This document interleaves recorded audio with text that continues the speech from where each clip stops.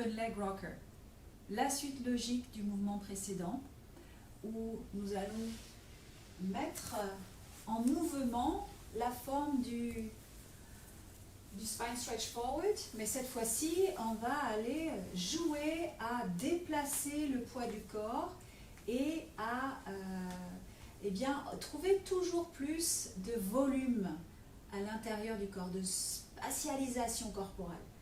Nous étions là dans notre spine stretch forward. Ici, l'intérieur de nos mains viennent se caler à l'intérieur de nos chevilles.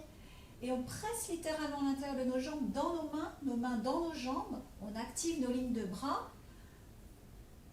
et superficielle antérieure et profonde postérieure.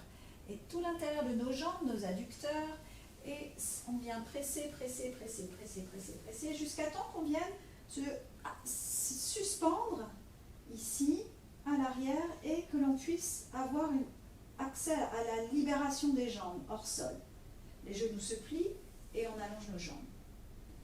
On va venir prendre nos mains derrière les chevilles, peut-être c'est plus bas, ça va dépendre de la longueur de nos tissus. Et de presser nos tibias dans nos mains dans nos tibias en écartant les coudes juste suffisamment pour accéder à l'anneau claviculaire. C'est un U, ce n'est pas un V, c'est un U.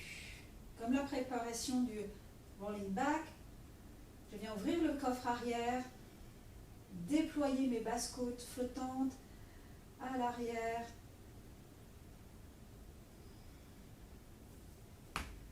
Et à un moment donné, ça va rouler en arrière, je vais plier mes bras comme une catapulte. Là, le dos se gonfle, ça se déploie. Et à un moment donné, je tombe en gravité. Et ça revient. En arrière, je plie mes coudes, je pousse mes tibias dans mes mains et ça revient. Expire dans le retour.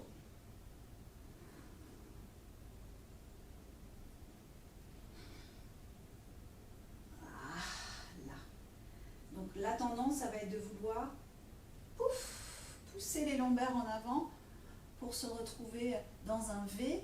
C'est un U, la stabilité on l'a de manière globale, c'est-à-dire en utilisant la compression de nos appuis des mains et des pieds qui nous donne la tension de toute la membrane corporelle et de jouer à verser du poids dans cette membrane pour qu'elle puisse finalement être mobile dans l'espace et que le poids ne s'accumule pas dans un endroit et en l'occurrence dans une vertèbre, mais puisse vraiment se distribuer et se transmettre dans toute la toile neuromyofaciale.